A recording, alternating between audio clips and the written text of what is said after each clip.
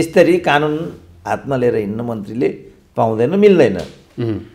यो आजै लास्ट हुन्छ। यो आजको दिन फाइनल हो। आजै फाइनल हो। आजभन्दा उता प्रेमाले त्यो गर्दैनन्, मन्त्रीले त्यो गर्न पाइँदैन नि त। मैले त खालि के भनेको भने योगेश भट्टराईले त्यो गरेको भने देशको कानुनले त्यस बापत के सजाय दिन्छ त त्यो गर्नु पर्यो। प्रेमालेलाई लगेर मन्त्री बनाउनु छ भने तपाईँ प्रश्न सोध्नुहुन्छ मसँग, के भन्नु मैले? तर प्रेमालेको त आजको दिनमा वाइ छ नि, जनताले वाइ छ भने त्यो वाइ गरेर प्रेमाले राम्रो काम गरिरहेका छन्। ठिक छ त, उनीहरूसँग यसको उत्तर खोज्नुहोस्। मैले त धनगढीमा तस्करी गरेर घर बनाएका छन्, काठमाडौँमा घर बनाएका छन्, रक्सी लिएर आउँछन् भन्ने सुनेको छु। वाइ त आजै सुने।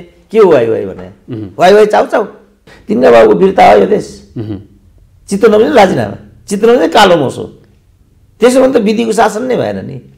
हामी क्रान्तिकारी नहौँ न, क्रान्ति गरौँ, शालिग तोडौँ, मान्छेको टाउका फोडौँ, कालो मोसो लगाउँ, गणतन्त्र जिन्दाबाद भनौँ। किन राजाको चक्कर काट्ने हो? तर सुरेन्द्र केसीलाई पनि लाग्ने गरेको आरोप छ कि डाक्टर साहब, अन्यथा नलिनु होला। तपाईँलाई माओवादीप्रति पूर्वाग्रही भयो, ओलीप्रति यो लचिलो भयो भनेर आरोप लाग्छ नि तपाईँलाई? मलाई चिनेको छ नि भाइ, म प्रोफेसर हो युनिभर्सिटीको बोलाफाइड। त्यो पनि टिको लाएर बनाएको पऱ्यो, लडेर 1 नम्बरमा नाम निकालेर प्रोफेसर भएको मान्छे म। केपीको पक्षमा गयो, लालबुजाकड भाइ जस्तै लालबुजाकडहरूले यो केपी ओलीको पक्षमा तर्क गरेको भनेर व्याख्या गरे। यो अर्का स्वानीमा आँखा लाउनु पाइन्छ? आफैमा बिहा गर्नुपर्छ त, हिम्मत हुनेले त। छड्के आँखा लाउँदै हिँड्ने हो। यही व्यवस्था ल्याउने, प्रेमालाले लगेर चाहिँ मन्त्री बनाउने, योगेश भट्टराई ल्याएर मन्त्री बनाउने, अनि त्यसको जवाब मैले दिनुपर्ने। यो नेतृत्वबाट नेपाली जनताले चाहेको केही पनि कुरा हुँदैन। यो नेतृत्वबाट, यो नेतृत्व नै सबै गतिरोधको जड हो, जसले छोरी बुहारी स्वास्नी भाना भान्जी सम्धी ज्वाइँ जेठान बोकेर हिँड्छ। त्यस्ता फटाले पनि राजनीतिक परिवर्तन गर्छ भनेर पत्याउने हो। नमस्कार अनि हार्दिक स्वागत छ सुनौलो नेपालको यो विशेष संवादमा। आज हामी विशेष गरी नेपालको पछिल्लो राजनीतिक गतिविधिका विषयमा चर्चा अनि परिचर्चा गर्न, त्यसका विषयमा छलफल गर्न, अन्तर्क्रिया गर्न आज हामीसँग राजनीतिक विश्लेषक हुनुहुन्छ डाक्टर सुरेन्द्र केसी हुनुहुन्छ। उहाँलाई स्टुडियोमा निम्ति आएका छौँ र स्वागत गर्छौँ। स्वागत छ हजुरलाई। धन्यवाद। आराम हुनुहुन्छ?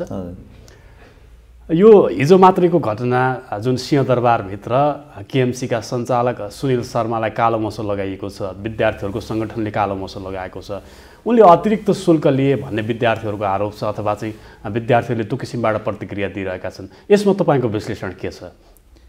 अब अतिरिक्त शुल्क लिएको जवाब चाहिँ कालो मोसो रहेछ। कसको थ्योरी हो? कसले प्रतिपादन गरेको थ्योरी हो यो?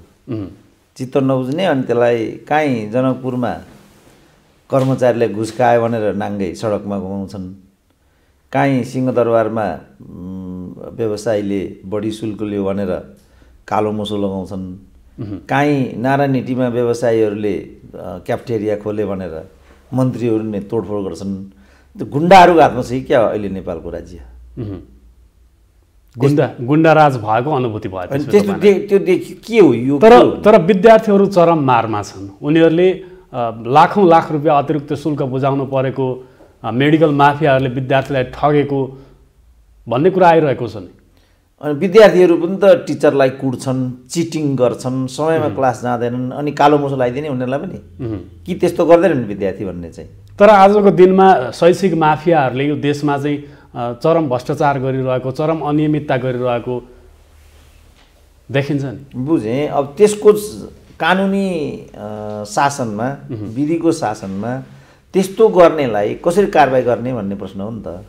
कुनै मिडियासँग चित्त बुझेन, कालो मोसो लगाइदिने। केएमसीका विद्यार्थीहरू लामो समयसम्म सङ्घर्षरत थिए, उनीहरू आन्दोलन गरिरहेका थिए कि केएमसीले अतिरिक्त शुल्क लियो, हामीलाई हाम्रो ढाड सेक्ने काम गर्यो भनेर आन्दोलन गरिरहेका थिए, सुनिल शर्माको विरुद्धमा क्याम्पेन गरिरहेका थिए। त्यो बिचमा शिक्षा मन्त्री देवेन्द्र पौडेल पनि पुग्नु भयो केएमसी र उहाँहरूसँग संवाद गरेको, केएमसीका सञ्चालकहरूसँग संवाद गरेका भिडियो सामग्रीहरू पनि आइरहेको बेला मन्त्रीले त्यसरी माफियाहरूसँग गएर हजुर हात जोडेर हजुर यो चाहिँ यसरी अतिरिक्त शुल्क नलिदिनु होला भनेर भन्ने स्थिति यो देशमा छ आजको दिनमा। मन्त्रीले त युद्ध स्तरमा उनीहरूलाई कारबाहीको प्रक्रिया अगाडि बढाउनु पर्यो नि, यदि प्रमाणित छ भने। अब यसमा तपाईँ कसरी विश्लेषण गर्नुहुन्छ? होइन, म त सबैले आफ्नो एउटा कानुनी दायरामा रहनुपर्छ। राज्यको कानुन सबैले मान्नुपर्छ, कर जमिन तिर्नुपर्छ, राज्यले तोकेको शुल्क जमिन तिर्नुपर्छ र त्योभन्दा बढी कसैले लिनु पनि हुँदैन। कसैले त्यसो गरेको छ भने कानुन बमोजिम कारबाही गर्नुपर्छ। कानुन हातमा लिएर कसैलाई कालो मोस लाउने, दण्डित गर्ने, सडकमा प्रदर्शन गराउने अधिकारको जङ्गली राज्य हो र यो। त्यहाँ मात्रै मलाई भन्नु छ, बाँकी त मलाई कसैलाई केही भन्नु। हिजो देवेन्द्र पौडेल र सुनिल शर्मा बीच सिंहदरबारमा भेटवार्ता थियो मन्त्रालयमा। मन्त्रालयमा भेटवार्ता हुँदै गर्दा सुनिल शर्माले स्पष्टसँग के भनेका छन् भने हामी अतिरिक्त शुल्क लिन्छौँ, हामीलाई सरकारले जुन तोकिदिएको छ त्यसमा चाहिँ हामी मेडिकल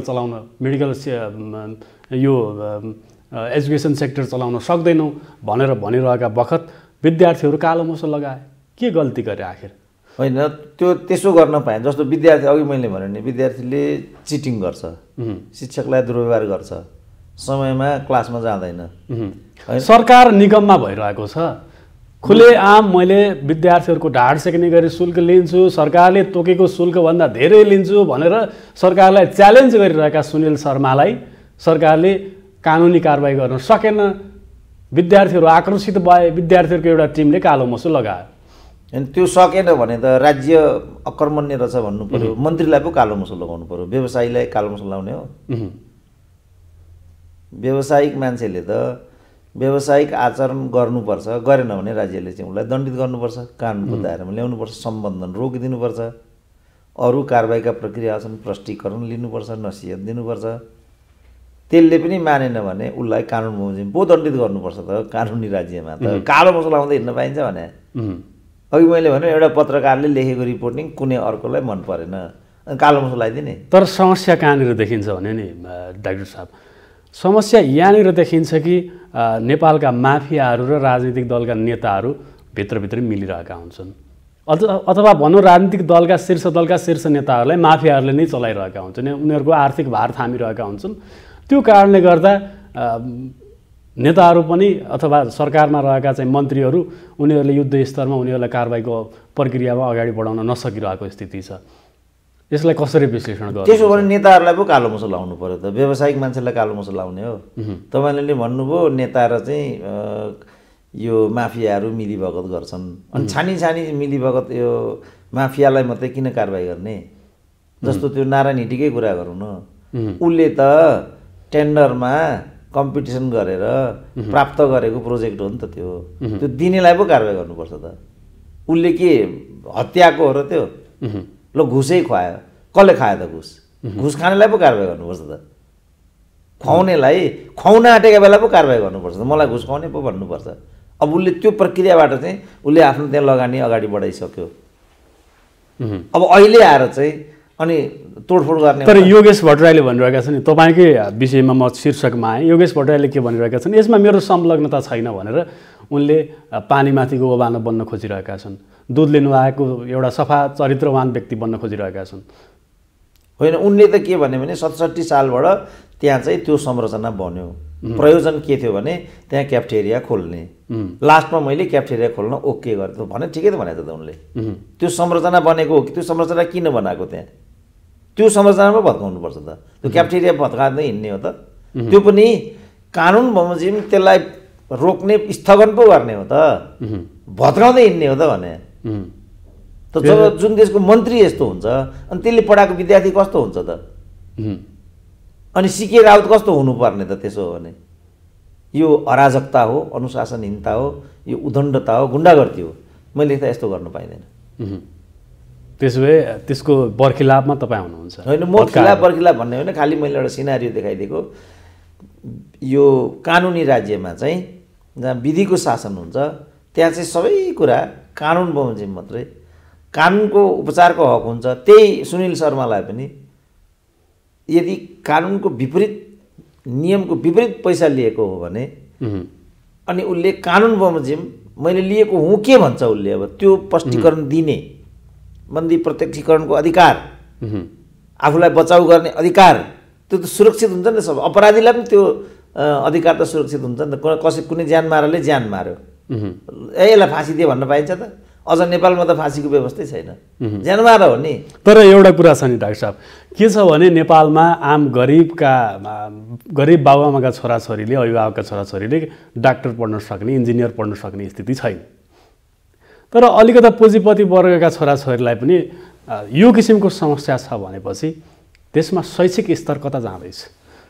होइन, अब गरिबले पढ्न पाउने अवस्था छैन भने गरिबको राज्य ल्याउन त बाबु, मलाई राष्ट्रपति बनाइदिउँ, गरिबलाई पढाइदिन्छु। त गरिबलाई पढाउन मन छ तपाईँलाई देशमा? अनि सबभन्दा धनीको प्रतिनिधिलाई शेरबहादुर लगेर प्रधानमन्त्री बनाउने, अनि गरिबको छोराले पढ्न पाएन भन्ने के भने? तर एक किसिमले हेर्ने हो भने त हिजो सर्वहारा वर्गको प्रतिनिधित्व गर्ने पार्टी नेकपा माओवादी केन्द्रको अहिले शिक्षा मन्त्री हुनुहुन्छ। हामीले शिक्षामा आमूल परिवर्तन ल्याउँछौँ, गरिबका छोराछोरी पनि पढ्ने वातावरण बनाउँछौँ भनेर हिजो त्यत्रो विद्यार्थीहरूले बन्दुक बोकाएर हिँडालेको राज्य क्रान्तिको लागि, मुलुकको परिवर्तनको लागि भनेर त्यो किसिमको गरेको चाहिँ आज देशको मन्त्री हुनुहुन्छ देवेन्द्र पौडेल। तर देश जहाँको त्यहीँ रह्यो। त्यो त अब देश जहाँको तहाँ छ भने कसले राखेको तिनीले उत्तर दिने कुरा हो। जहाँसम्म यिनीहरूको कुरा यिनीहरू कम्युनिस्ट होइनन्, ठग हुन् भन्ने मेरो पिएचडीको निष्कर्ष छ। देवेन्द्र पौडेल ठग हो त्यसो भए? होइन, व्यक्तिमा नजाउँ न। नेपालमा कोही पनि कम्युनिस्ट छैन, राजनीतिक व्यापारीहरू छन्, छोराछोरी अमेरिका राखेर पढाउँछन्, यहाँ जनवादी शिक्षाको कुरा गर्छन्, त्यो त ठगी नै हो नि त। देवेन्द्र पौडेलले आजको दिनमा आफ्नै छोरीलाई होइन, देवेन्द्र पौडेल होस् कोही होस् न, कसको छोरा चाहिँ यहाँबाट झलनाथको छोराले यहाँ पढेको हो, बाबुरामको छोराछोरीले यहाँ पढायो हो त, बाबुरामले नै यहाँ पढायो हो, कसले यहाँ पढायो मलाई देखाइदिनु न। स्वर्णिम वाग्लेले यहाँ पढायो हो, रामशरणले यहाँ पढेको, प्रकाश शरणले यहाँ पढेको, चिरञ्जीवी के हो मिनेन्द्र रिजालले यहाँ पढायो हो र कसले पढ्छ यो देशमा भने नि? कसले यो देशमा उपचार गर्छ? तपाईँ गर्नुहुन्छ, म गर्छु। यहाँ त जो लाचार छ, विवश छ, त्यो मात्रै बस्ने हो, तिनीहरूले मात्रै यहाँ उपचार गराउने हो। यहाँ कसले उपचार गर्नुहुन्छ? केपी ओलीले यहाँ उपचार गरायो हो। दोस्रोचोटि मृगौला प्रत्यारोपण गर्दा त केपी ओलीले यही देशमा त्यति बेलासम्ममा त 18 करोड सकिसकेको थियो, कोभिड थियो, बाहिर जाने अवस्था थिएन, ल्यान्डिङ थिएन, बाध्य भए त्यहाँ गएर फेरे। यही होइन कुरा? यो त ठगी गर्ने हो, यही हो नि कुरा त हो। यो चाहिँ गर्न पाइँदैन, मैले भनेको जे हो त्यो भन्नुपर्छ। तपाईँ चाहिँ त्यसो भए जुन नारायण हिटीको प्रसङ्ग उठिरहेको थियो, नारायण हिटीमा रेस्टुरेन्ट बनाउनको लागि जुन कङ्क्रिटको भवन निर्माण गरिएको थियो, त्यो प्रेम आलेको पर्यटन मन्त्री प्रेम आलेको ठाडो आदेशमा भत्काइएको थियो, त्यसको बर्खिलाफमा हुनुहुन्छ? होइन, म खिलाफ बर्खिलाफ भन्नेमा म छैन, म व्यक्तिको पछाडि छँदा पनि छैन। तर विधिवत ढङ्गबाट भत्काउनु पर्थ्यो भन्नु खोज्छ। त्यो मन्त्रीले कानुन हातमा लिएर हिँड्न चाहिँ पाइँदैन, त्यो गुन्डागर्दी हुन्छ, त्यो चाहिँ गुन्डागर्दी हो। तर योगेश भट्टराई र प्रेम आले बिचमा अहिले जुन वाक युद्ध चलिरहेको छ नि, योगेश भट्टराईले भनिरहेका छन् लन्डनबाट फर्किँदा प्रेम आलेले 10 बोतल रक्सी र रोलेक्सका घडीहरू लिएर आएका हुन् भनेर आरोप लगाइरहेका छन्। अनि प्रेम आलेले भनिरहेका छन् यो नारायण हिटी दरबार सङ्ग्रहालयमा चाहिँ रेस्टुरेन्ट चलाउन दिने, बार डिस्को डान्स बार चलाउन दिने यो अथोरिटी चाहिँ योगेश भट्टराईले खोलिरहेका हुन्। योगेश भट्टराईको पालामा टेन्डर आह्वान भएको, यसको जिम्मेवार योगेश भट्टराई हुनुपर्छ भनेर भनिरहेका छन्। तपाईँ योगेश भट्टराईलाई बचाउन खोजिरहनु? होइन, म किन बचाउने? योगेश भट्टराईले किन बचाउने हो? मैले त खालि के भनेको भने योगेश भट्टराईले त्यो गरेको भने देशको कानुनले त्यस बापत के सजाय दिन्छ त त्यो गर्नु पर्यो। अब कानुन हातमा लिन पाइएन, योगेश होस्, प्रेम आले होस्, कोही होस्, जहाँसम्म। तर कानुन त ठुला बडा पुँजीपति वर्ग नेताहरूको हातमा छ नि। अनि म के गर्नु? त्यसो भने के गर्नु त? यो बहुदलीय व्यवस्था भनेको सर्वहारा वर्गको लागि, गरिब जनताको लागि कानुन त लामो दूरदराज। म के गर्नु त बाबु? मलाई राष्ट्रपति बनाऊ, त्यसो भने अघि भनिहालेँ नि, यही व्यवस्था ल्याउने, प्रेमालाले लगेर चाहिँ मन्त्री बनाउने, योगेश भट्टराई ल्याएर मन्त्री बनाउने, अनि त्यसको जवाब मैले दिनुपर्ने। म यो देशको कार्यकारी हुँ, गरिबका छोराछोरीलाई पढाइ पनि दिन्छु, तस्करी पनि बन्द हुन्छ, वन जङ्गल नाच्न पनि दिन्न, एयरपोर्टमा रक्सी लिएर आउन पनि पाइँदैन, पायो भने म कानुन कारबाही गर्छु, व्हाइट बडीका भ्रष्टाचारीहरूलाई पनि कारबाही गर्छु, बालवाटार पनि फिर्ता ल्याउँछु, सबै कुरा गर्छु, provided I am the president of this nation. एउटा ल्याङ्ग्रालाई लगेर तपाईँ राष्ट्रपति बनाउनुहुन्छ, प्रेमालेलाई लगेर मन्त्री बनाउनुहुन्छ, अनि तपाईँ प्रश्न सोध्नुहुन्छ मसँग, के भनिदिउँ मैले? तर प्रेम आलेको त आजको दिनमा वाइ छ नि, जनताले वाइ छ भने त्यो वाइ प्रेम आलेले राम्रो काम गरिरहेका छन्। ठिक छ त, उनीहरूसँग यसको उत्तर खोज्नुहोस्। मैले त धनगढीमा तस्करी गरेर घर बनाएका छन्, काठमाडौँमा घर बनाएका छन्, रक्सी लिएर आउँछन् भन्ने सुनेको छु। वाइ त आजै सुने। के हो वाइ भने? वाइ चाउ चाउ त्यो पो भन्नुभयो तपाईँले। के वाइ भने? मैले त त्यो सुनेको थिएँ। तर फर इक्जाम्पलका लागि प्रेम आले र देवेन्द्र पौडेल बिच कम्पेरिटिभली गरौँ आज हामीले। कम्पेयर गर्दा प्रेम आले पर्यटन मन्त्री हुनुहुन्छ, देवेन्द्र पौडेल शिक्षा मन्त्री हुनुहुन्छ। दरबार सङ्ग्रहालयभित्र रेस्टुरेन्ट खोल्न पाइँदैन, बार खोल्न पाइँदैन भनेर उहाँले ठाडो एक्सन लिनुभयो। कानुन एकातिर छ तर जनताको सेन्टिमेन्ट जित्नु भयो। देवेन्द्र पौडेलले मैले खुलेआम चाहिँ म यतिमा पढाउन सक्दिनँ, सरकारले तोकेको शुल्कमा मैले पढाउन सक्दिनँ, विद्यार्थीहरूसँग म अतिरिक्त शुल्क लिएर पढाउँछु भनेर खुलेआम चुनौती दिएका सुनिल शर्मालाई त्यसरी कारवाही गर्न सक्नु भएन। गर्न सक्नु भने त्यो त उहाँको कुरा मैले भनिहालेँ नि, यिनीहरूबाट त केही पनि हुँदैन। यिनीहरू आफै कमिसनखोर हुन्, यिनीहरू त्यसरी चाहिँ कमिसन बटुल्छन्। अब नारा नीतिको कुरा पनि त्यही हो। अब त्यो उद्यमीलाई चाहिँ विस्थापन गरेर नयाँ उद्यमी ल्याउने र कमिसन कुम्ल्याउने बाहेक यसमा कुनै विषयवस्तु छैन। अब यसमध्ये यो वा त्यो हामीले उभिनुपर्ने त केही पनि खण्ड छैन। मुख्य कुरा त्यहाँ संरचना बनेको छ कि छैन, 67 सालमा यो बन्न थालेको भन्ने त त्यो हो कि होइन। त्यसमा चाहिँ यो जुन क्याफ्टेरियाको प्रकरण हो त्यो क्याफ्टेरियाको प्रकरण कति हो, के हो, त्यो कानुन बमोजिम जाँच पडताल गर्ने कुरा। 14 रोपनी अतिक्रमण गरेको भनेर प्रेम आलेले आरोप लगाइरहेका छन्। पतासले 14 रोपनी अतिक्रमण गर्यो योगेश भट्टराईको सहयोगमा भनेर भनिरहेका छन्। त्यो के हो, अब त्यो पो सत्यापन गर्नु पर्यो। र अहिले डन्डा लिएर चाहिँ पूर्वाधार भत्काउँदै हिँड्ने हो। त्यसो भने यिनीहरू त उहाँ भैरवाको एयरपोर्ट बनाउने इन्जिनियर पनि को हो भने त्यसो इन्जिनियरको हात काटिदिने अनि त्यसको प्रोहीलाई कालो मसल लगाइदिने, त्यो कुरा भोलि पोखरामा जाला अनि त्यहाँ पनि यही गर्ने। अनि त्यो बेलासम्ममा यो सरकार जान्छ अनि अर्को सरकार आउँछ फेरि यही गर्ने। यो त उद्दण्डता र अराजकता भयो नि त।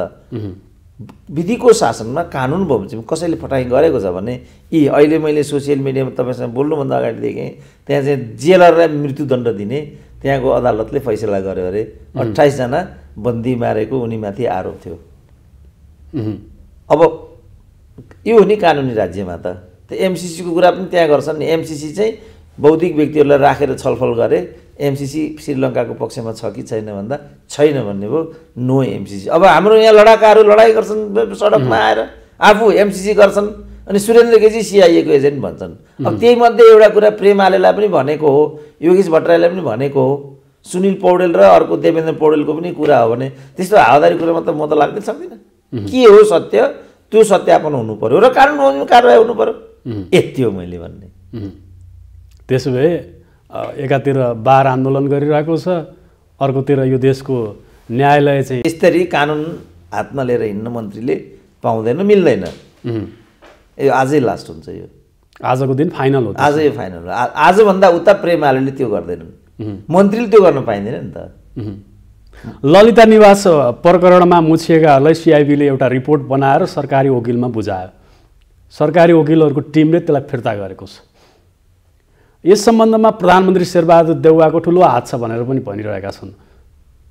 प्रधानमन्त्री शेरबहादुर देउवाले आफ्ना व्यक्तिहरू यदि चाहिँ त्यो कानुनी प्रक्रियामा गयो भने भोलि कानुनी कारबाहीको भागीदार हुने भएको कारणले गर्दा फर्काएका हुन् जस्तो लाग्छ तपाईँलाई? त्यो योजनाबद्ध संरचनागत गरिएको भ्रष्टाचार हो, त्यसमा कसैलाई पनि कारबाही हुँदैन। भइहाल्यो भने खरदार बैदार 2-4 जनालाई हुन्छ, माथिल्लो कसैलाई पनि कारबाही हुँदैन, त्यो फाइल डिसमिस हुन्छ। काङ्ग्रेसमा युवा नेताहरू धनराज गुरुङ, महामन्त्रीमा चाहिँ गगन थापा, विश्वप्रकाश जस्ता नेताहरू आएर अलिकति आशावादी भएका छन् काङ्ग्रेसहरू भनेर भनिरहँदा उपसभापतिमा उम्मेदवारी दिएका चाहिँ विजय कुमार गच्छेदार र अर्का धनराज गुरुङ बिच कम्पेरिटिभली हेर्ने हो भने धनराज गुरुङको पनि त विगत त राम्रो देखिँदैन। अब विगत राम्रो देखिएको छैन भने अब हामी केही पनि गर्न सक्दैनौँ, किनभने विगत राम्रो भएको कोही पनि छैन। कसैमाथि मान्छे मारेको आरोप छ, कसैमाथि बलात्कारको आरोप छ, कसैमाथि भ्रष्टाचारको आरोप छ, कसैमाथि न्यारो बढी छ, कसैमाथि वाइट बढी छ, कसैमाथि सुनकाण्ड छ, कसैमाथि बहुविवाह छ। अब म के गर्न सक्छु? जनताले ओर्काइ फर्काइ उनीहरूलाई नै छान्छन्। जनताको व्यवस्थामा त जनता नै निर्णायक हुन्छ। त्यसकारण मैले भने जबसम्म म राष्ट्रपति हुन्न, म मतलब जसले जनतालाई देशलाई माया गर्छ ऊ नेतृत्व नआउँदासम्म यो कुरा भइरहन्छ। यदि हामीले यो चिज नचाहेको हो भने हामी नेतृत्व बदल्नु पर्यो। अब भर्खरै एमालेको महाधिवेशन भयो, पुरानै नेता आयो, काङ्ग्रेसको महाधिवेशन भयो, पुरानो नेता आयो। तपाईँलाई नयाँ परिणाम चाहिएको हो भने तपाईँले नयाँ नेतृत्व ल्याउनुपर्छ। अब पुरानो नेतृत्वबाट त नयाँ कुरा हुन सक्दैन। त्यो कुरा बुझ्नुपर्छ हामीले। हामीले परिवर्तन चाहेको भने नेतृत्व बदल्नु पर्यो। नेतृत्व नबदल्ने भने भारी बोकेर हिँड्नु पर्यो। भ्रष्टाचारको मुद्दा खेपिरहेका विजय कुमार गच्छेदार 2 मतले पराजित भए। उनलाई पराजित गर्ने धनराज गुरुङ थिए, जो कि हिजो रातो पासपोर्ट काण्डदेखि लिएर अर्को क्रिस्चियन धर्मसँग चाहिँ आबद्ध भएर हिँडेको भन्ने पनि उनलाई ठुलो आरोप छ। यो सम्बन्धमा के भन्नुहुन्छ? त्यो आरोप माधव नेपाललाई छैन। होली वाइन भन्थे त, त्यो आरोप अर्को चौधरी के राणा भन्ने, के राणा अरे धनगढीको नारद मुनि माथि यो आरोप। कसलाई यो आरोप छैन मलाई भनिदिनु। शेरबहादुर माथि छैन, यो बाबुराम माथि छैन, को माथि यो आरोप छैन? त्यस्तैहरूको देश हो यो, र तिनीहरूले पनि डजगज गर्छन् यहाँ। त्यो नचाहेको नेपाली जनताले भने सुरेन्द्र केसीलाई रोज्नु पर्यो, विकल्प छैन। मतलब यो नेतृत्वबाट हुँदैन। अहिलेको सम्पूर्ण गतिरोधको जड यो नेतृत्व हो। यस्तो आरोप लाग्दा कोही पनि छैन नि। तपाईँलाई पनि भित्रभित्र आरोप लाग्छ नि सुरेन्द्र केसी राजावादी हुँदैछन् भन्ने आरोप लाग्छ। को चाहिँ राजावादी होइन त भने नि नेपालमा। त्यति बेर 2063 सालमा त्यहाँ 7 पार्टीको बैठक चल्दै थियो बालुवाटारमा। त्यति बेर राज संस्थालाई हटाएर गणतन्त्र ल्याउने भन्ने 7 पार्टीको कुरा भयो। नेकपा एमालेको तर्फबाट माधव नेपालले चाहिँ राज संस्थाको हकमा जनमत सङ्ग्रहबाट मात्रै हटाइनुपर्छ भन्ने पृथक राय नोट अफ डिसेन्ट लेखे। राजावादी भन्ने के हो? केलाई राजावादी भनिन्छ? बिपी कोइराला राजावादी थिए कि थिएनन्? देशमा गणतन्त्र आइसकेको छ, अझै पनि राजाको पक्षमा उकालो होइन होइन, पक्ष विपक्षको कुरा होइन। त्यो एउटा विचारधारा हो। त्यो एउटा जनमत छ नि त त्यहाँ पनि। राजा चाहिन्छ, राजा विष्णुको अवतार हो, राजाले यो देश बनाएको भन्ने मान्छे छन् नि त। अनि तिनीहरूले त्यो कुरा भने कसरी राजावादी हुन्छ? अब अहिले कमल थापा आइरहेछन्, उनी राजावादी हुन् कि होइनन् त? त्यस कारणले यो जुन राजावादी केवादी भन्छन् नि यहाँका मान्छेहरू, त्यो आफै भ्रामक धारणा हो। राजा एउटा शक्ति हो, राजा एउटा आस्था पनि हो, राजा एउटा विश्वास पनि हो। एउटा मान्छेले त्यो आस्था मान्छन् भने मान्छन्, त्यो त उनीहरूको कुरा भयो नि। त्यो बोल्ने बित्तिकै राजावादी भइन्छ। अनि यो त सोचाइ नै त्रुटिपूर्ण छ नि त। त्यस्तो भ्रामक सोचाइ लिएर हिँड्नु हुँदैन। पृथ्वी जयन्तीका दिन राष्ट्रपति र पूर्व राजाले पृथ्वीनारायण शाहको के भन्छ त्यो शालिक ठ्याक्क फोर्यो नि। पृथ्वी जयन्तीका दिन पृथ्वीनारायण शाहको शालिगमा पूर्व राजा ज्ञानेन्द्र माल्यार्पण गर्नुभयो। यो बिचमा राष्ट्रपतिको माल्यार्पणमा थोरै सङ्ख्या उपस्थिति जनताको, राजा आउँदा धेरैको सङ्ख्याको उपस्थिति देखियो। यो बिचमा अब व्यवस्था परिवर्तन गर्न जनताको इच्छा जाग्दै गएको हो कि भन्ने भान पनि प्रतीत हुन्छ के? यो विषयमा कसरी विश्लेषण गर्नुहुन्छ, कसरी व्याख्या गर्नुहुन्छ? होइन, यो त मैले पहिल्यै भनेको थिएँ। मैले राजासँग मेरो भेट भएको थियो 2 वर्ष अगाडि। त्यो बेला मैले यही नै कुरा भनेको थिएँ। राष्ट्रपति जनकपुर मन्दिरमा गइन् भने 5000 चट्टाबट्टाले मात्रै घेर्छन्। तिमी गयो भने 20000 राजावादीहरूले जय जयकार गर्छन्। यसको मतलब राष्ट्रपति भन्दा तिमी लोकप्रिय छौ। खालि गलत मान्छे तिमीले लिएर हिँडेको हुनाले तिम्रो यो नियति भयो। अब योभन्दा माथि विकसित हुने हेतु नलिनु, मैले यो कुरा भनेको थिएँ। अब भाइले भनेको कुरा सत्य हो भने त्यो लोकप्रियता राजासँग अहिले पनि रहेछ भन्ने देखियो। तर त्यो भन्नेलाई फेरि यहाँ राजावादी भन्छन्। अब किन राजावादी हुने बाबु? हामी क्रान्तिकारी नहौँ न, क्रान्ति गरौँ, शालिग तोडौँ, मान्छेको टाउका फोडौँ, कालो मोसो लगाउँ, गणतन्त्र जिन्दाबाद भनौँ। किन राजाको चक्कर काट्ने हो? त्यो रहेछ नि त गणतन्त्रवादी हुने मेथड त, होइन? त्यतातिर लागौँ हामी। किन राजाको कुरा गर्ने? भाइले नै भनेअनुसार राजाको त्यहाँ जमात ठुलो देखियो, राष्ट्रपतिको त्यहाँ जमात बिल्कुलै देखिएन। त यो भन्यो भने त राजावादी, यो मिडिया नै राजावादीको रहेछ भनिदिन्छन् फेरि। तर आज राजा चाहिन्छ भनेर हिँड्नेहरूले कहीँ न कतै सोच्नुपर्ने विषय, हिजो पूर्व राजा ज्ञानेन्द्र पनि टेस्टेड हुन्, उनी एउटा असफल राजा हुन् भन्ने किसिमबाट विश्लेषण गर्न पनि सकिन्छ। तपाईँ कसरी लिनुहुन्छ? लोकतन्त्रमा आफ्नो विचार राख्न पाइयो नि त। लोकतन्त्र भने के हो? लोकतन्त्रको सुन्दरता नै आफूलाई लागेको विचार व्यक्त गर्ने। भोलि फेरि तिनी राजा यो देशमा राजा भएर आउँदै गर्दा अनि फेरि देश काया पलट हुन्छ, समृद्धिको दिशामा अगाडि बढ्छ भनेर कसरी विश्वास गर्ने? होइन, अब त्यो अपेक्षा त माओवादीसँग पनि गरेको थियो, 2/3 वाम सरकारसँग पनि गरेको थियो नि त। आएन त, फेरि भोलि भोट माग्छन् होला नि त, कसरी विश्वास गर्ने त? नङ्गा नाच्ने, आफूलाई जे मन लाग्यो लोकतन्त्र भने त्यही हो। त्यसकारण यो राजाको कुरा भनेको ठ्याक्कै राजा आइहाल्ने कुरा होइन। राजाको कुरा भनेको राजतन्त्रात्मक विचार हो। लोकतन्त्रमा भिन्न विचार राख्न पाइन्छ।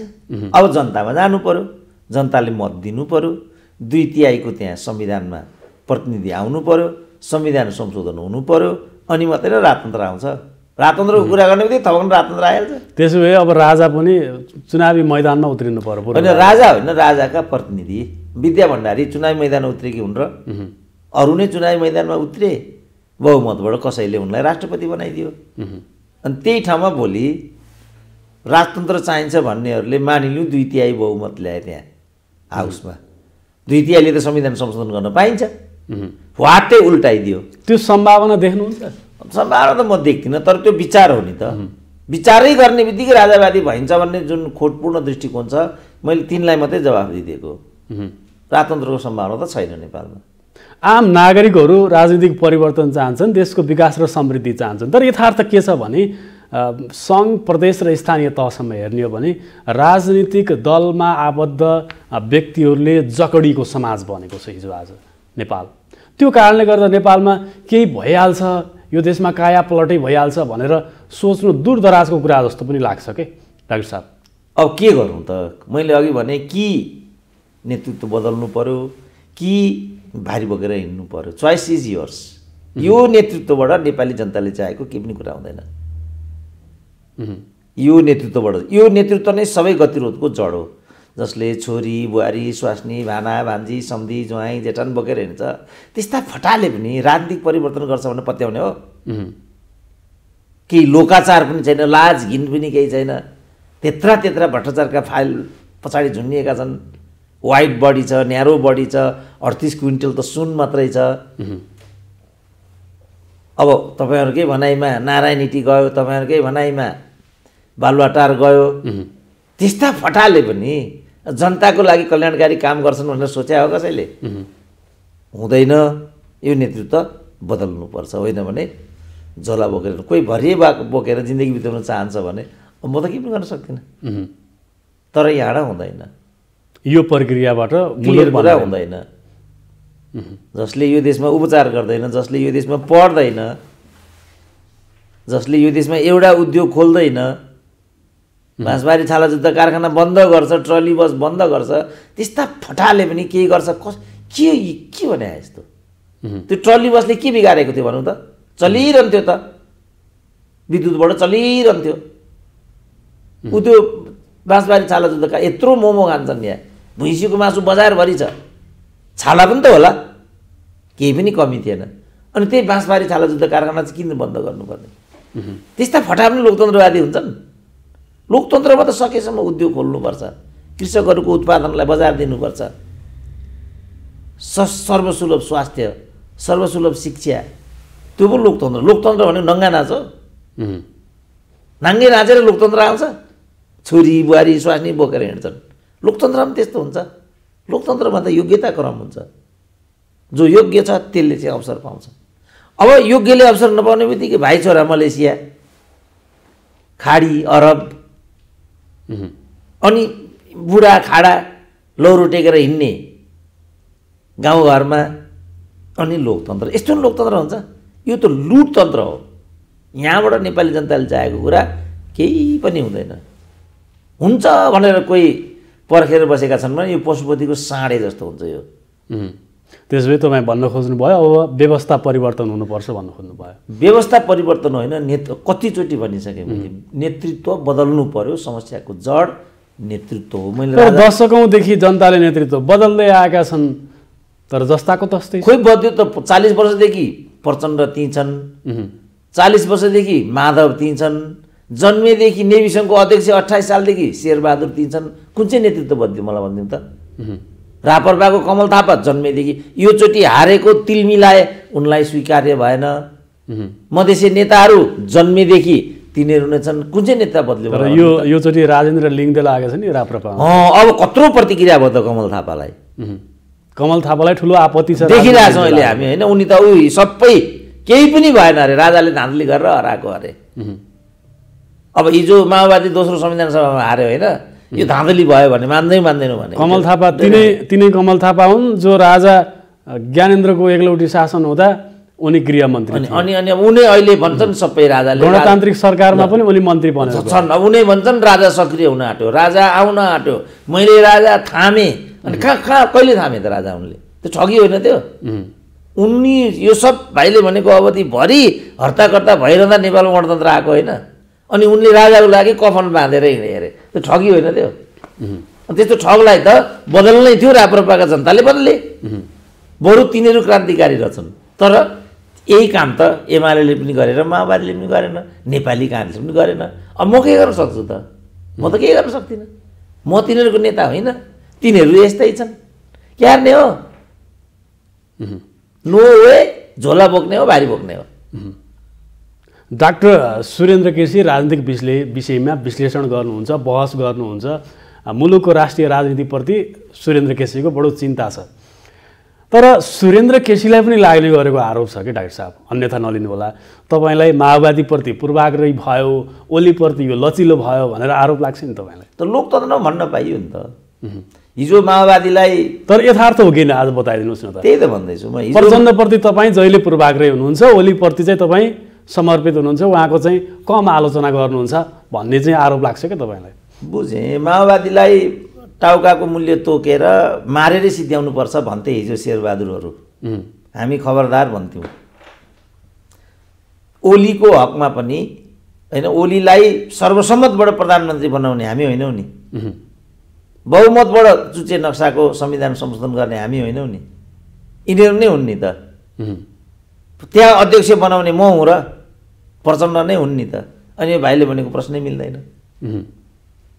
त्यसैले तपाईँ ओलीप्रति चाहिँ लचिलो हुनुहुन्न? होइन, लचिलो मैले एउटा सिनारियो बताइदिने हो नि त। हो कि हो नि त? शेरबहादुरले माओवादीको प्रचण्डको टाउको 50 लाख तोकेर अथवा वामदेवहरूले धामी आयोगमा माओवादीलाई कुटी कुटी मार्नुपर्छ भने हो कि होइन? हामीले त्यस्तो कहिले भनेको छैन। तर विश्लेषण गर्ने क्रममा, बहस गर्ने क्रममा तपाईँले टिका टिप्पणी जति आलोचक रूपमा चाहिँ प्रचण्डको गर्नुहुन्छ, शेरबहादुरको गर्नुहुन्छ, त्यति ओलीको त गर्नुहुन्न नि त। फेरि किन गर्दिनु? म अहिले नै भन्छु नि। अहिले आजको दिनमा संसदलाई नेकपा एमाले प्रमुख प्रतिपक्षी दलले अर्डिनरीको बन्दी बनाएर राखिरहेको छ। यो बिचमा तपाईँको एमाले प्रतिको चाहिँ दृष्टिकोण के हो भन्ने त यथार्थ हुनु पर्यो नि डाक्टर साहब। यथार्थ मैले भनिसकेको छु। अर्काको पार्टी तोड्न फोड्न पाइँदैन। सूर्यबाट निर्वाचित भएर रुखमा लगेर त्यसलाई बिछ्याउन पाइँदैन। यो फटाइ हो, हाउस चल्दैन। अब कोहीसँग के भाषामा कहाँ मैले बहस गर्नुपर्ने हो? अब यो ओलीको पक्षमा हो भने सरी टु से, म योभन्दा अर्को भन्न सक्दिनँ। अर्काको पार्टी बहुदलीय व्यवस्थामा तोडफोड गर्नु पाइँदैन। सूर्यबाट निर्वाचित भएर आउने अनि त्यो सूर्यबाट आएको मत लगेर रुखमा बुझाइदिने त्यस्तो पाइन्छ भने नि? अब यो ओलीको पक्षमा गयो भने म केही भन्नु सक्छु। तर त भन्नेहरूले भन्छन् त्यो अदालतको विषय हो, संसदमा किन यत्रो हङ्गामा भइरहेछ भनेर भन्छन् नि। होइन, राजनीतिक विषय अदालतले निर्णय गर्ने होइन। राजनीतिक विषय राजनीतिले निर्णय गर्छ र जनताले। तर यो देशमा त अदालतले प्रधानमन्त्री बनाइदिएको। अब यो पाइँदैन, त्यो गल्ती थियो। यो राजनीतिक दलीय व्यवस्थामा राजनीतिकले नै नेता हेरफेर गर्ने हो, जनतामा नै जाने हो।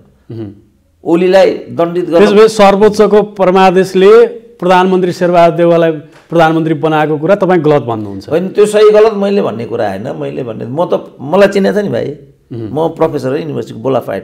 त्यो पनि टिको लाएर बनाएको पऱ्यो, लडेर 1 नम्बरमा नाम निकालेर प्रोफेसर भएको मान्छे म तेरो मेरोबाट कुनै पनि धारणा बनाउँदिनँ। म चाहिँ एउटा सिनारियो राखिदिन्छु। यस्तो छ है बाबु, दलीय व्यवस्थामा नेताको सम्मान गर्नुपर्छ, विधिको शासनको सम्मान गर्नुपर्छ। नेतालाई दण्डित गर्नु पर्यो भने अदालतले होइन, नेतालाई दण्डित गर्यो भने जनताले। जस्तो जनताले नो भने सिद्धो कुरा। अब यहाँ अदालतले त्यो काम गर्थ्यो। जस्तो केपीले 2टा अपराध गरेका थिए। एउटा हाउस विघटन गरेका थिए, त्यो गैर संवैधानिक हो, संविधानमा त्यो व्यवस्था छैन। एउटा उनले त्यो अपराध गरेका थिए। अर्को उनले अदालतले दिएको निर्णयलाई 2 महिनामै फेरि हाउस बदर गरेर अदालतको मानहानि गरेका थिए। यो 2टामा कारबाही गरेको भए त इनफ भइहाल्थ्यो नि त ओलीलाई त। उनीहरूले के गरिदिए? परमादेश गरेर शेरबहादुरलाई प्रधानमन्त्री हुने मात्रै हेतु लिए। उनलाई कसरी दण्डित दिने गर्ने भन्ने हेतु लिएनन्। उनीहरूले के गर्नु पर्थ्यो भने तपाईँलाई संवैधानिक व्यवस्था नहुँदै हाउस विघटन गरेकोमा किन संविधान बमोजिम काम नगरेको भनेर कारबाही नगर्ने, एक किन अदालतको निर्णयलाई अवज्ञा गरेको, दुई भन्दै तुरुन्त प्रतिनिधि सभाको बैठक बसिकन यो प्रक्रियालाई उल्टाउने र अर्को प्रधानमन्त्री चयन गर्ने भन्ने आदेश दिनुपर्नेमा उसले त 28 घण्टाभित्र शेरबहादुरलाई प्रधानमन्त्री बनाइदियो भन्थ्यो। अनि अदालतले प्रधानमन्त्री बनाउने हो। अब यो तर्क केपीको पक्षमा गयो। लालबुजकड भाइ जस्तै लालबुजकडहरूले यो केपी ओलीको पक्षमा तर्क गरेको भनेर व्याख्या गरे। यो अपव्याख्या हो। मैले भनेको चाहिँ यो तरिकाले दण्डित गर कि यो मेरो व्याख्या होइन। म जस्तो मलाई लालबुजकडको संज्ञा नदिनुहोस् डाक्टर साहब, यो चाहिँ आम जनताको व्याख्या हो। तपाईहरु ती पनि त्यसो भने लालबुजकडै हुन्। आम जनताले हावादारी कुरा भन्नु हुँदैन।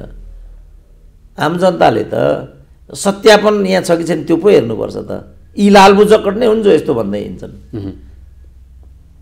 त्यो मैले त्यस्तो भनेकै छैन। मेरो भनाइ त के भने लोकतन्त्रमा सबै जस्तो भनौँ न, उनीहरूले चाहिँ 40% छ नि त दल विभाजन गर्ने। संवैधानिक व्यवस्था त 40% हो।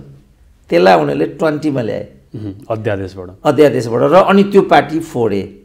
फेरि त्यसलाई उनीहरूले 40 मा लगे। अनि यो चाहिँ केपी ओलीको पक्षमा भयो कि माधव नेपालको विपक्षमा भयो त? यो अर्काको पार्टी, अर्काको घर तोडफोड गर्न पाइन्छ? अर्काको स्वानीमा आँखा लाउन पाइन्छ? आफैमा बिहा गर्नुपर्छ त हिम्मत हुनेले त। छड्के आँखा लाउँदै हिँड्ने हो। त्यसो हो भने त आफै जनतामा जाने हो, जनताको मत जित्ने हो, बहुमत ल्याउने हो, प्रधानमन्त्री हुने हो। सिद्धिहाल्यो त्यो कुरा। सधैँ संसदलाई अनिर्णयको बन्दी बनाएर राख्नु पनि त भएन नि त। के गर्ने त त्यसो? एउटा सल्युसनमा त जानु पर्यो। सोलुसन त्यसो भने सोलुसन जहाँ त्रुटि भएको छ त्यहाँ सच्याउने हो। अर्काको पार्टी तोडफोड गर्न पाइन्छ? अर्काको घर तोडफोड गर्न पाइन्छ? अर्काको स्वास्नी उडाउन पाइन्छ? त्यसै अर्काको स्वास्नी उडाएको संज्ञा दिनुभयो। के भयो त? यो के भयो त? अर्को सूर्यबाट चुनेर माधव नेपाल भनेको सूर्यको नेता होइन? एमालेको सम्पत्ति होइन माधव नेपाल? माधव नेपालले आफ्नो समूह लिएर फुट्छु भन्दै गर्दा केपी ओलीसँग विचार मिलेन, नेकपा एमालेमा म रहन सकिनँ भनिसकेपछि उनको स्वतन्त्रताको कुरा हो। त्यो त कहाँ दलको स्वतन्त्रताको कुरा? निजी हो। एमाले भनेको तिनको घर हो। त्यो त शहीदको सपना हो, कार्यकर्ताको भावना छ त्यहाँ त। त्यो माधव नेपाललाई निजी गर्न दिएको हो कार्यकर्ताले? त्यो त एमालेको सम्पत्ति हो नि। एमालेको सम्पत्ति मैले भोग चलन गर्न पाउँछु? त्यसो हो भने म माथि अन्याय भयो, म यो पार्टी छोड्दैछु, यति हो गर्ने उनीहरूले। अनि तपाईँसँगै तपाईँ जस्तै असन्तुष्टले अरूले पनि त छोड्न पाउने अवसर त हुनु होइन, जम्मैले छोड्नु पाइन्छ। त्यसो भने जुन 40% को नियम छ 40% मा छिर्नु पर्यो। अब उनीहरूले त के गरे? 40 लाई 20 मा ल्याए, पार्टी फुटाए। अब खोइ विधिको शासन कानुनी रूपमा हेर्दा ओलीले संसद विघटन गर्नु गलत थियो। कानुनी संवैधानिक रूपमा संवैधानिक रूपमा त्यो गलत थियो। त्यसपछि अदालतको निर्णय नमान्नु अदालतको मानहानि थियो। ओलीलाई त प्रशस्त दण्डित गर्ने आधारहरू थिए नि, तर यहाँ परमादेश आयो भनेपछि त्यो त राजनीतिक भयो। राजनीतिक विषयमा त अदालतले निर्णय गर्ने होइन नि, दलभित्रको विषय अदालतले निर्णय गर्ने हो। र दलभित्रको त दल सम्बन्धी नियम छ त्यहाँ। दलले नै निरूपण गर्छ, दलले नै निर्कुल गर्छ। त्यतिले पनि पुगेन भने जनताले निरूपण गर्छन्। दलीय व्यवस्थामा त नेतालाई दण्डित गर्ने भनेको त जनताले मात्रै हुन्छ। त्यो न्यायाधीश पनि यिनीहरूले नै नियुक्ति गरेको कर्मचारी त हुन्छ। न्यायाधीश भनेको हुन्छ र बहुदलीय व्यवस्थामा? यिनीहरूले नै त आधा न्यायाधीश भएस् भने चाहिँ न्यायाधीश हुने दीपक राजुसलाई त भइनस् भन्थे, हटे बिचारा। आजको दिनमा जुन किसिमले नेपाल बारले आन्दोलन गरिरहेको छ नि, प्रधान न्यायाधीशले राजीनामा दिनुपर्छ भनेर आन्दोलन गरिरहेको छ। चोलेन्द्र शमशेर राणाले कुन आधारमा राजीनामा दिने? यो उन बारको कुरा हो। म त बारले राजीनामा दिनुपर्छ भन्छु। मेरो विचार त्यो हो। अर्काको राजीनामा माग्ने को बार भने? म भन्छु बारको अध्यक्षले राजीनामा दिनुपर्छ। जसलाई पाए त्यसलाई राजीनामा दिने, जसलाई पाए त्यसलाई कालो मोसो लगाउने। तिनका बाबुको वीरता हो यो देश। चित्त नबुझ्ने राजीनामा, चित्त नबुझ्ने कालो मोसो। त्यसो भने त विधिको शासन नै भएन नि। त्यसकारण चोलेन्द्र शमशेरले होइन, बारको अध्यक्षले राजीनामा दिनुपर्छ। चोलेन्द्र शमशेर आउट होइन, शम्भु थापा आउट हुनुपर्छ त्यहाँबाट। प्रधान न्यायाधीश भोलिदेखि नआऊ भन्ने को हो? कानुन व्यवसायीको त्यो हैसियत हुन्छ? तर आजको दिनमा भनिरहेका छन् यो हुँदैन। फेरि यो पनि चोलेन्द्र शमशेरको दलाली भन्नु होला तपाईँले, जसरी अघि केपी ओलीको दलाली भन्नुभयो, होइन, यही हो सत्य। विधिको शासनमा विधि बमोजिम त्यो चिज त सिकाउनु पर्ने त नेपाल बारले हो नि, किनभने त्यसको लागि नेपाल बार छ। त्यहाँ कानुन व्यवसायीको चाहिँ विधिको शासनको व्याख्या गर्ने पहिलो कर्तव्य हुन्छ। हामी त राजनीतिक टिका टिप्पणी अनुसन्धान गरेर हिँड्ने मान्छे हौँ, के कुराको फाइन्डिङ्स आउँछ त्यो समाजलाई भनिदिन्छौँ। उनीहरूले त कानुनको परिपालन गराउने दायित्व लिएका छन् नि, उनीहरूले नै सर्वोच्च अदालतको न्यायाधीश बोल्देखि आइन्छ, यो बेन्च राख, यो फैसला गर, द्वारिकामा बसेर फैसला लिएको। सर्वोच्च अदालतको प्रधान न्यायाधीशले भारतको इसारामा, विदेशी शक्तिको इसारामा निर्णय लिए, प्रधानमन्त्री शेरबहादुर देउवालाई बनाउने चाहिँ इजलास गरे भन्ने आरोप त एमाले लगाइरहेको छ त यो बेला। त एमालेको आरोप हो, त्यसलाई पुष्टि गर्नु पऱ्यो नि त। आरोप त लगाउन पाइने। जस्तो अब अघि हामी नारायण हिडीको कुरा गऱ्यौँ, प्रेम आलेले एउटा कुरा भन्छन्, योगेश भट्टराईले अर्को कुरा भन्छन्। हामीले निरूपण गरौँ न के हो सत्य भनेर, त्यो नगर्ने बित्तिकै त अनि अन्यल भयो नि त तल। तपाईँलाई लाग्छ प्रधानमन्त्री शेरबहादुर देउवा विदेशी इसारामा, विदेशी शक्तिको दबावमा प्रधानमन्त्री बनेका हुन् भन्ने? हुनसक्छ, त्यस्तो चलन छ हाम्रो देशमा। अब तर यसमा के भएको छ त्यो त हेर्नु पर्यो, किनभने परमादेशबाट आइराखेको छ। ती न्यायाधीश हाम्रो सरकारले गठन गरेका, चयन गरेका न्यायाधीशहरू हुन्। अब जम्मैलाई विदेशी, विशेष गरी भारतको इसारामा चाहिँ परमादेशबाट प्रधानमन्त्री शेरबहादुर देउवा बने भनिरहँदा केही दिन अगाडि आर्जु राणा इन्डिया गएको र उच्च स्तरीय नेताहरूसँग भेटवार्ता गरेको विषयलाई तपाईँ कसरी चित्रण गर्नुहुन्छ? अनि त्यो त अब उनी आफ्नो व्यक्तिगत काममा त्यहाँ गइन्, बाइ द वे साथीभाइसँग भेटघाट भयो, उठबस भयो, मैले त्यसमा लिएर हिँड्छु। जहाँसम्म फर्स्ट लेडीले त्यो काम गरेको त्यो के हो, त्यो मर्यादाले दिन्छ कि दिँदैन, राज्यले प्रश्न पार्नुपर्छ। के हो त्यस्तो पाइन्छ कि पाइँदैन? उनी त फर्स्ट लेडी हुन्, के हैसियतले उनी त्यहाँ गइन्, के हैसियतले भेटघाट गरिन्, होइन? फर्स्ट लेडीको हैसियतले भेटघाट गरेको हो कि डाक्टर आर्जु राणाको हैसियतले भेटघाट गरेको हो कि कुनै आफ्नो एउटा एनजिओको काममा गएर त्यो हैसियतले, थाहा छैन नि हामीलाई। यहाँ त म उपचार गराउन गएँ राजीव गान्धी क्यान्सर इन्स्टिट्युटमा, रहले गराइदियो भने लालबुजा गढहरूले। त्यस्ता फटा बसेका ठाउँमा अर्को फटाइ हामीले त गर्न मिल्दैन नि। पहिला चाहियो के भएको हो, त्यो सत्यापन हुनु पर्यो। अनि त्यो बुझिसकेपछि मात्रै त्यसमा बोल्न सकिन्छ। अनि सिम्पली आफूलाई मन पर्दैन अनि मनमा लागेको कुरा अन्टसन्ट भन्दै हिँड्न त पाइएन। त्यस कारण पहिला के भएको छ, उनी किन गएकी हुन्? मैले सुनेको उनी आफ्नो भाइ कि दाजुको उपचार गराउन त्यहाँ गएकी हुन्, जुन चाहिँ चलन छ यहाँ, होइन? अब त्यसपछि बाइ द वे भेट भएको हो कि कसैले चिया खान, जस्तो मै गएको हुन्छु, मै गत वर्ष ट्रिटमेन्ट गराउन गएको थिएँ, एउटा सांसदको क्वार्टरमा बसेको थिएँ मै। तर आर्जु राणाको भारतसँग ठुलो हिमचिम छ भनेर भन्ने गर्छन् मान्छेहरू। त हिमचिम त केपी ओलीको पनि छ भन्थे, केपी ओली महाकाली बेच्यो भन्थे, माधव कुमार होली वाइन भन्थे। यिनी कसलाई के भन्दैनन् र यो देशमा? त्यस्तो कुराको पछाडि हामीले लाग्नु हुँदैन। हामीले त्यसको सत्य के हो, सच्चाइ के हो त्यो हेर्नुपर्छ। जम्मैलाई जेसुकै भन्छन् नि त यहाँ। कमल थापाले नै वंश विनाशको कुरा ज्ञानेन्द्रतिर औँला उठाइदिए भन्दैनन्, भन्छन्।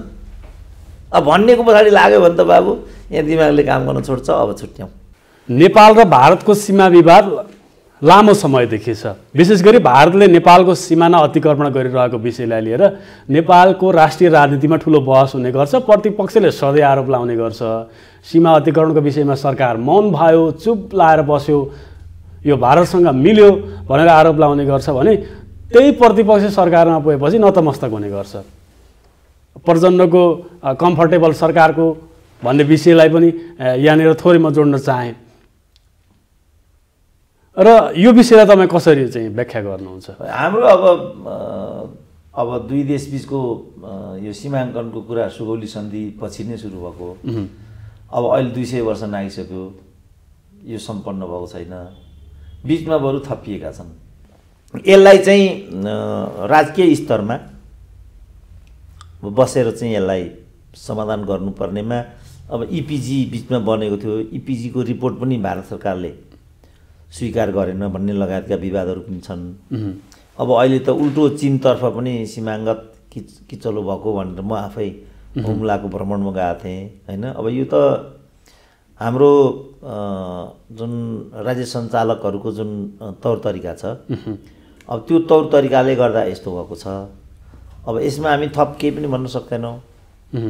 लिपु लेक, लिम्पियाधुरा, कालापानीको विषय छ नि, ओली सरकारको पालामा नक्सा सार्वजनिक गर्यो तर जमिन भने नेपालमा गाभ्न सकेन।